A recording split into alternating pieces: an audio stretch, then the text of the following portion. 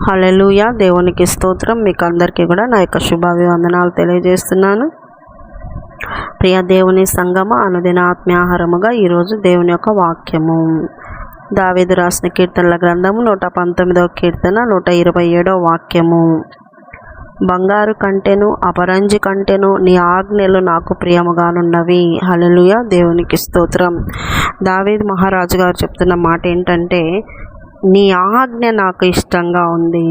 నీవు ఏదైతే చేయొద్దంటావో, నువ్వు ఏదైతే చేయమంటావో, నువ్వు ఎక్కడికైతే వెళ్ళమంటావో, నువ్వు వద్దంటావో, ఇవన్నీ కూడా నాకు ప్రియముగా ఉన్నవి, నాకు ఇష్టంగా ఉన్నవి, నాకు సంతోషంగా ఉన్నవి అని దావీదు గారు తెలియజేస్తూ ఉన్నాడు. ఈరోజు ప్రియ విశ్వాసి క్రైస్తవుడా, నీకు ఆజ్ఞలు ప్రియముగా అనిపిస్తున్నాయా?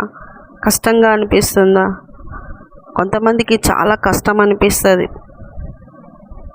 సేవకుడు చెప్తుంటాడు, ఈ పని చేయొద్దు, ఇలా ఉండొద్దు, ఇలా మాట్లాడొద్దు, ఈ విధంగా ఉండకూడదు అన్నప్పుడు చాలా ఇబ్బంది పడతారు, చాలా బాధపడతారు. స్వేచ్ఛ కావాలి, ఏది చేసినా ఏమనకుండా ఉండాలి, ఎలా ఉన్నా వాళ్ళని ఏమనకూడదు, దీవిస్తుండాలి, మళ్ళీ వాళ్ళని హెచ్చరించొద్దు, గద్దించొద్దు, బుద్ధి చెప్పొద్దు, ఎంతసేపు ఉన్నా వాళ్ళని పొగడాలి. అటువంటి రీతిలో ఉండేటువంటి విశ్వాసులు ఉన్నారు.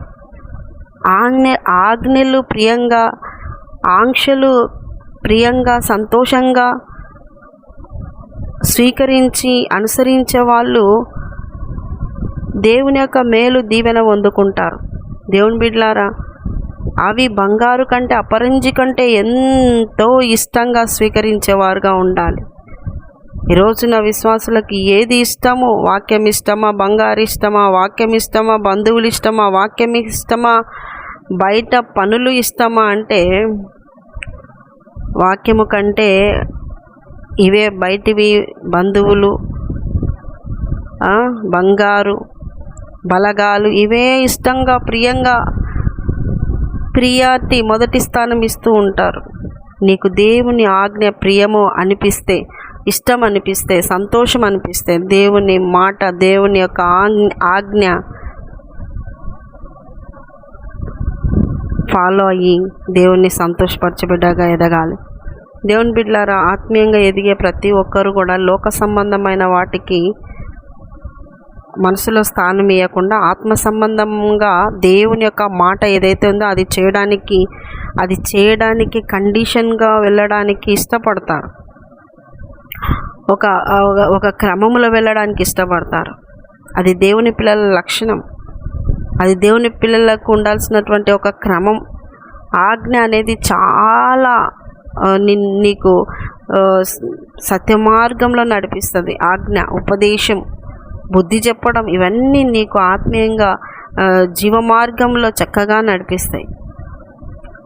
ఎవరైతే దేవుని యొక్క వాక్యము గుచ్చుకున్నట్టుగా సరి చేసుకోవడానికి లోపలికి వెళ్ళి శుద్ధి చేస్తున్నప్పుడు గాయమవుతుంది, ఇబ్బంది అయిపోతుంది, కష్టం అనిపిస్తుంది. కానీ నిజమే ప్రభువా, నేను అలాగే ఉన్నాను, నా కోసమే ఈరోజు నువ్వు మాట్లాడినావు, నాకు విడుదలి, నాకు సహాయం దయచేయి, నేను నీ మాట వింటానయ్యా, ఈ మాట ప్రకారం నేను అనుసరిస్తాను అని నువ్వు ప్రభువుకు అప్పగించుకుంటే ప్రభు నీకు సహాయం చేస్తాడు. దేవుని ఆజ్ఞ ప్రియం అనిపించేటువంటి ఆత్మీయ స్థితిలోనికి ఎప్పుడైతే వస్తారో అప్పుడు లోక సంబంధమైన బంగారు, అపరంజి, తిండి, బట్టలు, ఇల్లులు, వాహనాలు, ఇవన్నీ మీకు ఎక్కువ అనిపించవు, ఇష్టం అనిపించవు. ఏదో అవసరత కొరకు ఉండాలి. దేవుడు ఇచ్చినప్పుడు, దేవుడు ఇస్తే తీసుకునడంలో తప్పు లేదు. కానీ వాటి మీద మనసు పెట్టుకోవద్దు, వాటి మీద మనసు పోదు. దేవుని పిల్లలకి దేవుని ఆజ్ఞ ప్రకారం నడిచేవాళ్ళు, దేవుని ఆజ్ఞలు అంటే ఇష్టపడేవాళ్ళు, దేవుని ఆజ్ఞకు లోబడేవాళ్ళు, దేవుని ఆజ్ఞల ప్రకారం నడవాలి, నడుస్తూ నేర్చుకుంటూ వెళ్ళే వాళ్ళందరికీ కూడా లోక సంబంధమైన, లోకములో విలువైనవి, లోకములో స్టేటస్ అయినవి, లోకములో ఒక గుర్తింపిచ్చేవి, వాటిపైన ఇష్టం అనేటువంటిది ఉండదు. బంగారు ఎవరికి ఇష్టం ఉండదు? బంగారు ఎంత ఇష్టపడతారు? బంగారును వద్దు అనే మనసు ఎవరికైనా ఉంటుందా? ఎవరికి ఉండదు. కానీ బంగారు కంటే దేవుని మాట, దేవుని యొక్క ఆజ్ఞ, దేవుడి యొక్క క్రమము ఏదైతే ఉందో అది ఇష్టం అనిపించేటువంటి రీతిలో ఆత్మీయంగా ఎదగాలి. దేవుని బిడ్డలారా, దావీదు గారు అంతగా దేవుని ఆజ్ఞకు ఇష్టపడుతూ లోబడుతూ దేవుని సంతోషపరిచే బిడ్డగా ఉన్నాడు. దేవుని హృదయానుసారుడుగా ఉన్నాడు. ఈ రోజున నువ్వు ఎలా ఉన్నావు? నీ యొక్క జీవితంలో నువ్వు దేనికి ఇంపార్టెన్స్ ఇస్తున్నావు? నువ్వు దేనికి ఇంపార్టెన్స్ ఇస్తున్నావో దాన్ని బట్టే నీ ఆత్మీయ స్థితి ఉంటుందని గమనించుకో. దాన్ని బట్టే నీ ఆత్మీయ స్థితి ఉంది అని నీవే బేరేజ్ చేసుకో, గుర్తించుకో. నువ్వు మరి పరలోక రాజ్యం చేరాలి అంటే, రాకళ్ళు ఎత్తబడాలి అంటే, ఇదిగో పై వాటి వైపే మనసు ఉంచుకో. పై వాటి అందే నీ మనసు ఉంచుకో, కానీ భూ సంబంధమైన వాటిపైన నీ మనసును ఉంచొద్దు. పైనున్న వాటినే వెతుకు, కింద భూ సంబంధమైన వాటినే వెతకొద్దు. దేవుని రాజ్యాన్ని మొదట వెతుకు. మిగతా అవసరతలు అన్నీ దేవుడు నీకు తీర్చేసి ఉన్నాడు. హల్లెలూయా. దేవుని ప్రియ సంగమా, ఆజ్ఞ ఇష్టపడేటువంటి మనసుందా? కండిషన్కి లోబడే మనసుందా? ఒక సంఘములో ఒక సేవకుని దగ్గర వాక్య ప్రకారంగా సరిచేస్తున్నటువంటి సేవకుని దగ్గర నువ్వు ఉన్నప్పుడు చాలా కష్టం అనిపిస్తుంటుంది, చాలా ఇబ్బంది అనిపిస్తుంది. కొంతమందికి సేవకుల దగ్గర ఉండాలంటే ఉండలేక ఏదో ఒక తప్పు ఎత్తుకొని వెళ్ళిపోతూ ఉంటారు. ప్రియా దేవుని బిడ్డలారా, చాలా కష్టమైన పరిస్థితి అయినా నేర్చుకోవడానికి, సరి చేసుకోవడానికి, క్రమంగా ఉండడానికి ఇష్టపడితే దేవుని యొక్క ఆజ్ఞ నీకు ప్రియముగా, ఇష్టంగా, సంతోషంగా అనిపిస్తుంది.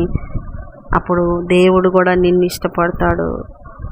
దేవుని యొక్క సంతోషంలో పాలు పొందేటువంటి బిడ్డనుగా నిన్ను చేస్తాడు. అట్టి కృప మీకు అందరికీ కలుగును గాక. ఆమేన్. చిన్న ప్రార్థన చేసుకునే విషయానికి వందనాలు. ప్రభువా, లోకంలో బంగారుకు విలువనే, అపరంజికి విలువనే, కానీ అంతకంటే మిన్నదైనది నీ యొక్క మాట కదా, నీ ఆజ్ఞ కదా, నీ క్రమము కదా ప్రభువా. ఆ క్రమములో, ఆ ఆజ్ఞలో వింటున్న ప్రతి బిడ్డ నడవడానికి ఇష్టపడేటువంటి మనసుతో నింపమని, నడిపించమని, సహాయం దయచేయమని యేసు పరిశుద్ధ నామములో అడుగుతున్నాం మా తండ్రి. ఆమేన్, ఆమేన్, ఆమేన్. యేసు రక్తమే జయం, సిలువ రక్తమే జయం. ప్రవేశ నామానికి సంపూర్ణ విజయం కలుగును గాక. ఆమేన్, ఆమేన్, ఆమేన్. Good morning. Praise Lord. దేవుడు మళ్ళీ దీవించును గాక. ఆమేన్.